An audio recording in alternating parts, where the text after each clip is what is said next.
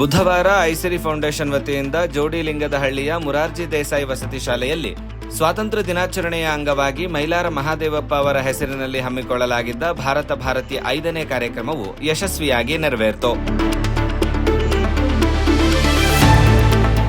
ಈ ಕಾರ್ಯಕ್ರಮದಲ್ಲಿ ವಿದ್ಯಾರ್ಥಿಗಳಿಗೆ ನನ್ನ ಕನಸಿನ ಭಾರತ ಎಂಬ ವಿಷಯದಲ್ಲಿ ಚಿತ್ರಕಲಾ ಸ್ಪರ್ಧೆ, ಸ್ವಾತಂತ್ರ್ಯ ಹೋರಾಟದ ವಿಷಯದಲ್ಲಿ ರಸಪ್ರಶ್ನೆ ಸ್ಪರ್ಧೆ, ಖೋ-ಖೋ ಹಾಗೂ ಕಬಡ್ಡಿ ಸ್ಪರ್ಧೆಗಳನ್ನು ಏರ್ಪಡಿಸಲಾಗಿತ್ತು.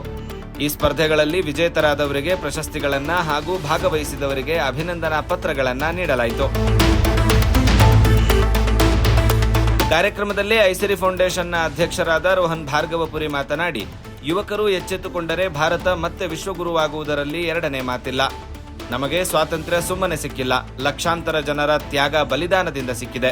ಅದರಲ್ಲಿ ನಮಗೆ ತಿಳಿಯದೇ ಇರುವ ಹಲವು ಸ್ವಾತಂತ್ರ್ಯ ಹೋರಾಟಗಾರರ ಪರಿಚಯವನ್ನ ಐಸಿರಿ ಫೌಂಡೇಶನ್ ಮಾಡುತ್ತಿದೆ ಎಂದರು. ಪ್ರಾಸ್ತಾವಿಕವಾಗಿ ಹೇಳ್ಬೇಕಂದ್ರೆ ಭಾರತ ಭಾರತಿ ಯಾಕೆ ಮಾಡಿದ್ವಿ ಅಂದ್ರೆ ಮಕ್ಕಳಲ್ಲಿ ಒಂದು ಐತಿಹಾಸಿಕವಾದ ಪ್ರಜ್ಞೆಯನ್ನ ಮೂಡಿಸೋಕೆ, ಸಾಮಾಜಿಕವಾದ ಜವಾಬ್ದಾರಿಯನ್ನ ರೂಢಿಸ್ಕೊಳ್ಳೋಕೆ. ಹಿರಿಯರಲ್ಲಿ ಒಂದು ಜವಾಬ್ದಾರಿ ಇರುತ್ತೆ. ಮನೆಯ ಜವಾಬ್ದಾರಿ ಯಾರ ಹತ್ರ ಇರುತ್ತೆ? ದೊಡ್ಡವರ ಹತ್ರ, ಹಿರಿಯರ ಹತ್ರ, ಅಜ್ಜಿ, ತಾತ, ಅಪ್ಪ, ಅಮ್ಮ. ಆದ್ರೆ ಮಕ್ಕಳು ಅವರಿಗೆ ಜಾಗೃತಿ ಬೇಕು, ಅವೇರ್ನೆಸ್.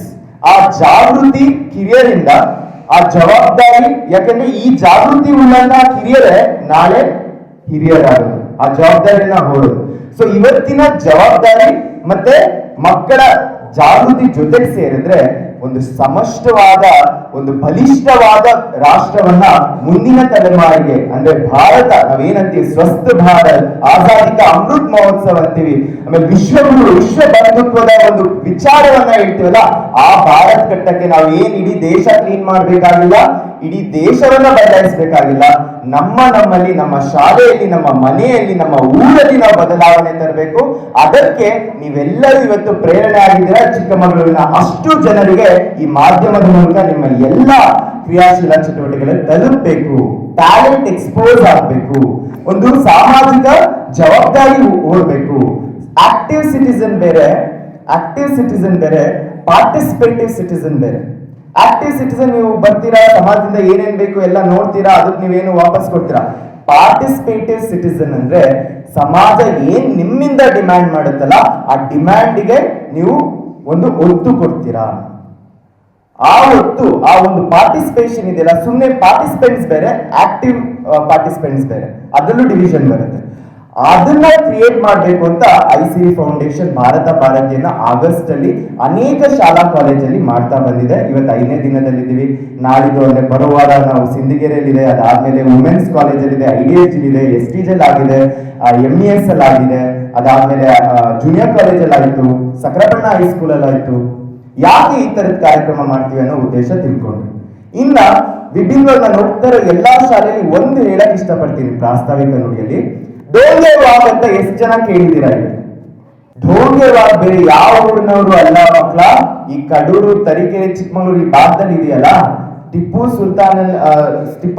ಸುಲ್ತಾನಿನ ಸೈನ್ಯದಲ್ಲಿದ್ದಂತ ಒಬ್ರು ವೀರ. ಅದಾದ ನಂತರ ಗೆರಿಲ್ಲಾ ವಾರ್ಫೇರ್ ಅಂದ್ರೆ ಈ ಏನು ಕಾಡುಗಳಲ್ಲಿ ಅಟ್ಯಾಕ್ ಮಾಡೋದಿರುತ್ತಲ್ಲ, ಹೋಗೋರು ಅಟ್ಯಾಕ್ ಮಾಡೋದು, ಆ ತರದ ಒಂದು ಗೆರಿಲ್ಲಾ ವಾರ್ಫೇರ್ ಮೂಲಕ ಇಡೀ ಬ್ರಿಟಿಷ್ ಸಾಮ್ರಾಜ್ಯವನ್ನ ಅಲ್ಲಾಡಿಸಿದಂತಹ ಮಹಾವೀರ ನಮ್ಮ ಭಾಗದಲ್ಲಿ, ಈ ಪ್ರದೇಶದಲ್ಲಿ ಇದ್ರು ಅನ್ನೋದೇ ಒಂದು ಹೆಮ್ಮೆ, ಹೌದಾ ಅಲ್ವಾ? ಆ ಒಂದು ವೀರನನ್ನ ನೆನೆಯಬೇಕು. ನಮ್ಮ ಸ್ಥಳೀಯ ಕಥೆಗಳು ತಿಳಿಬೇಕು. ಸ್ಥಳೀಯರೆಂದರೆ ಎಷ್ಟೋ ಹಾರದೇ ಇರುವಂತಹ, ಪುಸ್ತಕದಲ್ಲಿ ಇಲ್ಲದೇ ಇರುವಂತಹ, ಪಠ್ಯ ಪುಸ್ತಕದಲ್ಲಿ ಇಲ್ಲೇ ಇರುವಂತಹ ವೀರರ ಪರಿಚಯವನ್ನ ಮಾಡಬೇಕು ಅಂತ ನಾವು ಈ ಕಾರ್ಯಕ್ರಮವನ್ನ ಮಾಡಿದ್ವಿ. ಢೋಂಗೆ ವಾಗ್ ಬಗ್ಗೆ ನೀವು ಗೂಗಲ್ ಅಲ್ಲೂ ಸರ್ಚ್ ಮಾಡ್ಬೋದು. ಅವರನ್ನ ಮಣಿಸಕ್ಕೆ ಅಥರ್ ವೆಲೆಸ್ಲಿಯನ್ನ ಲಿಸ್ಟ್ ಅಲ್ಲಿ, ಟಾಪ್ ಲಿಸ್ಟ್ ಕಳ್ಸಿರ್ತಾರೆ. ಅಥರ್ ವೆಲೆಸ್ಲಿ ವೈಸ್ರಾಯ್ ಆದವರು ಒಂದು ಟೈಮ್ ಅಲ್ಲಿ ಅವ್ರು ಬಂದಿರ್ತಾರೆ ಇಲ್ಲಿಗೆ. ಅವ್ರನ್ನ ಯಾರ್ಯಾರನ್ನ ಮುಗಿಸ್ಬೇಕು ಅಂದ್ರೆ, ಯಾರ್ಯಾರನ್ನ ಬಂಧನೆ ಮಾಡ್ಬೇಕು ಅಂತ ಒಂದು ಲಿಸ್ಟ್ ಬ್ರಿಟಿಷ್ ಕೊಟ್ಟರೆ ಅದ್ರಲ್ಲಿ ಢೋಂಗೆ ವಾಗ್ ಅವರು ಕೂಡ ಒಬ್ರು. ಈ ಕಾರ್ಯಕ್ರಮದಲ್ಲಿ ಅಧ್ಯಕ್ಷರಾಗಿ ಮುಖ್ಯೋಪಾಧ್ಯಾಯರಾದ ರವಿ ಹಾಗೂ ಶಾಲೆಯ ಅಧ್ಯಾಪಕ ವರ್ಗ ಹಾಗೂ ನೂರಾರು ವಿದ್ಯಾರ್ಥಿನಿಯರು ಉಪಸ್ಥಿತರಿದ್ದರು.